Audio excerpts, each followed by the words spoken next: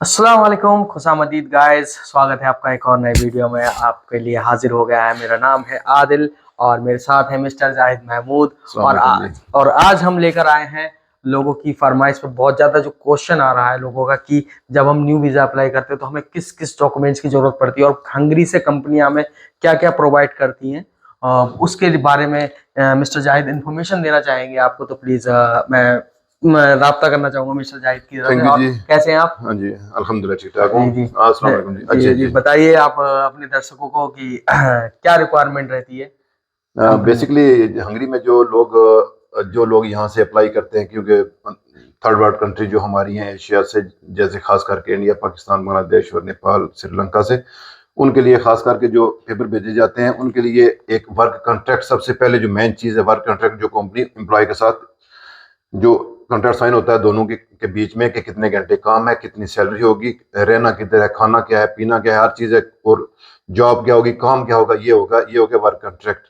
सबसे पहले तो यही मांगा जाता है, जो मेन यही होता है। उसके अलावा मैंने सब कुछ वैसे लिखा भी हुआ है। और जब वर्क कॉन्ट्रैक्ट जब कंपनी बना के देती है तो वर्क कॉन्ट्रैक्ट पे किस किस के सिग्नेचर चाहिए होते हैं? वर्क कॉन्ट्रैक्ट तो वो तो बनता है ना, दोनों के बीच में बनता है, जो एम्प्लॉय और एम्प्लॉयर के बीच में ही बनता है, दोनों के बीच में होता है। लेकिन उसके अलावा पहले ना उस जो मालिक होता है, जो ऑनर ऑनर सबसे पहले लेबर ऑफिस से पेपर लेता है, वहां से परमिशन लेता है कि मुझे वहां से अप्रूव कराते हैं, वहां से अप्रूवल होता है। उसको कहते हैं मुंका ओजी कोस्पोंत, हंगरी में कहते हैं मुंका ओजी कोस्पोंत। वहां से लेते हैं और वो जो होता है वो उस पे लिखा होता है, मतलब 10 बंदों के लिए चाहिए, 5 बंदे, जो भी जितने भी उसको बंदे चाहिए और किस जॉब के लिए चाहिए, वो सबसे पहले हंगरी के अंदर देखते हैं कि वो बंदे अवेलेबल हैं कि नहीं। अगर शॉर्टेज है तो फिर वो बाहर से परमिशन दे देते हैं कि आप बाहर से बंदे मंगवा लें। और उसको कहते हैं इगाजुलाश, जो होता है इगाजुलाश होता है वो होता है वो। और ये दोनों चीजें वो सबसे पहले वो दोनों यही कंपनी ये चीजें प्रोवाइड करती है बंदे को। और उसके अलावा जो कंपनी, ये बहुत सी कंपनियां जो ये प्रोवाइड करती हैं सिर्फ के हम खाना पीना भी देंगे और रहना भी देंगे विदाउट मनी के, ठीक है। एक ये होता है। और एक होता है कि कुछ कंपनी सिर्फ खाना पीना नहीं देती, क्योंकि इनका खाना और हमारा काफी फर्क होता है, और इस वजह से बहुत से लोग वो इनका खाना खाते भी नहीं है, क्योंकि हम जरा मसाले वाला फूड खाते हैं, और ये जी उस वजह से मसाले का फूड यूज करते हैं, और उस वजह से। और ये चीजें, और कुछ जो खास करके जो होता है ना अकोमोडेशन, वो फ्री देती है। अकोमोडेशन मोस्टली कंपनियां फ्री देती हैं। फूड में जो है वो कोई कंपनी प्रोवाइड करती है फूड और कोई नहीं करती, लेकिन उसका अलाउंस दे देती है। जैसे कुछ देती है जो उनको एक सेफ कार्ड होता है, उसमें 20-25 हजार वो दे देते हैं, लोन्स होते हैं वो दे देते हैं कि उसमें आप शॉपिंग करना है, फूड के लिए वो दे देते हैं। और ट्रैवल अलाउंस का क्या रहता है यहाँ पे, जैसे कंपनी किस तरीके से प्रोवाइड? वो तो मेरे ख्याल में यहाँ पे तो नहीं देती, बेसिकली वो नहीं देती। जो वो कंपनी, वो तो यहाँ से कोई इतना ज्यादा उनमें वो है नहीं। और तीसरा एक और चीज है जो घर का होता है, जिसके कहते हैं अकोमोडेशन का, वो एक कॉन्ट्रैक्ट होता है, वो भी साथ जाता है। वो बहुत जरूरी है, क्योंकि बंदा कहाँ जाएगा और कहाँ रहेगा, इमिग्रेशन वो भी जो चीज लाजमी होती है उसमें वो भी आता है कि वो भी जिस फैक्ट्री में काम करेगा उसके नजदीक तरीन है, दूर है, कहाँ पे है।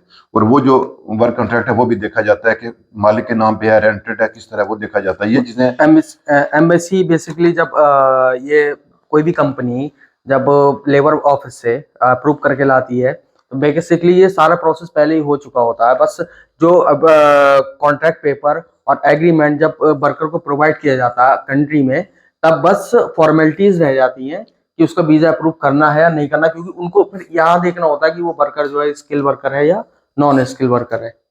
बेसिकली उसमें भी दो है ना, जब एक आपको इगाजुलाश जिसको कहते हैं वो मिल जाता है, जिसको वर्क कॉन्ट्रैक्ट लेबर ऑफिस से जो मिल जाता है, उसके बाद कॉन्ट्रैक्ट जो साइन करते हैं वो लॉयर होते हैं।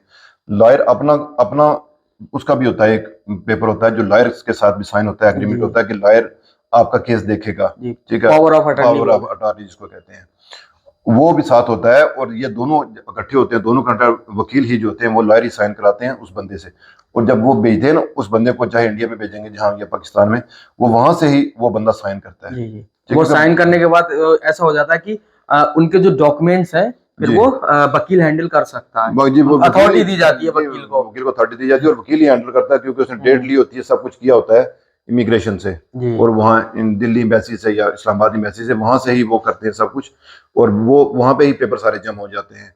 और फिर उसके बाद, क्योंकि जब लॉयर का पेपर जमा हो जाता है, पावर ऑफ अटॉर्नी जमा हो जाता है, तो तब उसके बाद कोई भी पेपर चाहिए होगा तो वो वकील प्रोवाइड करेगी। इमिग्रेशन वाले सिर्फ लॉयर से ही पूछते हैं। जी कोई सी भी पेपर की कमी होगी तो वो लॉयर से पूछ लेते हैं, लॉयर तुरंत से मालूम करके वो कर प्रॉपर देते हैं। और प्रोवाइड कर दूसरा देते जो था वो इंडिया से या पाकिस्तान से जो पेपर होते हैं उसमें खास करके एक बैंक स्टेटमेंट जरूरी है कि आपके पास कुछ इतने पैसे हों जितने का टिकट होता है ना, हैं, जितने का टिकट होता है। रिटर्न टिकट और खाने पीने के यहाँ अगर आते हैं तो आपको company on the spot provide नहीं करती, होटल में रहना पड़ता है, तो वो थोड़े से पैसे चाहिए होंगे। एक वो जिसमें इंडिया में ज्यादातर 3 लाख और पाकिस्तान से इस वक्त 6-7 लाख रुपया ये बैंक स्टेटमेंट साथ लगानी पड़ती है। स्टेटमेंट 3 महीने की भी चल जाती है और कई दफा 1 महीने की भी चल जाती है, लेकिन इनकी जो पेपर में वो 3 महीने से 6 महीने की होती है जो उनको देनी होती है। और उसके अलावा कुछ कंपनियां जो पुलिस क्लियर सर्टिफिकेट भी लेती हैं और कुछ कंपनियां पीसीसी वो लेती है और कुछ नहीं भी लेती है, कुछ नहीं भी लेती हैं ये चीजें। और एक होती है ट्रैवल इंश्योरेंस 1 साल के लिए, वो भी बहुत जरूरी है, जो उसके बगैर वीजा नहीं देते, वो भी 1 साल की ट्रैवल इंश्योरेंस। कुछ कंपनियां 6 महीने की भी लगाती हैं और कुछ साल की भी, लेकिन दोनों कभी कभी दोनों एक्सेप्ट कर लेते हैं, लेकिन लोग साल का ज्यादा लगाते हैं 1 साल के लिए। ये थी जी आज की बात। जी जी। इसमें फिर बेसिकली जब किसी को वीजा लगवाना होता है तो उसके कॉन्ट्रैक्ट पेपर, जो कंपनी कॉन्ट्रैक्ट पेपर आते हैं उसके साथ ट्रैवल इंश्योरेंस होना बहुत मैंडेटरी होता है, इंश्योरेंस भी होना मैंडेटरी होता है, और जो डॉक्यूमेंट्स होता है, जो करेक्टर सर्टिफिकेट होता है वो भी होना बहुत जरूरी है, और पुलिस पीसीसी जो सर्टिफिकेट होता है वो भी होना बहुत जरूरी होता है कंपनीज में। और स्टेटमेंट का जो है कोई यहाँ पे जो कंपनियां कोई मांगती है स्टेटमेंट और कोई नहीं मांगती, कब बहुत से टाइम की जरूरत नहीं पड़ती, कंपनी खुद बोलती है कि हम ये चीज प्रोवाइड कर देंगे, बस सब मनी की ही जरूरत होती है, कोई स्टेटमेंट की जरूरत नहीं होती।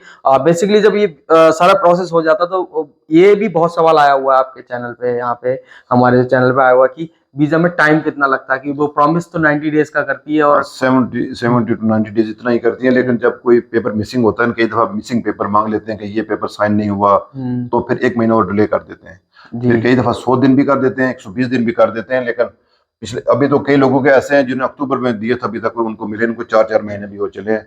अक्टूबर वाले काफी लोगों में, अक्टूबर वालों के अगर इस पे भी अगर बात करने जाएंगे तो वीडियो बहुत लंबा हो जाएगा इस टॉपिक पे।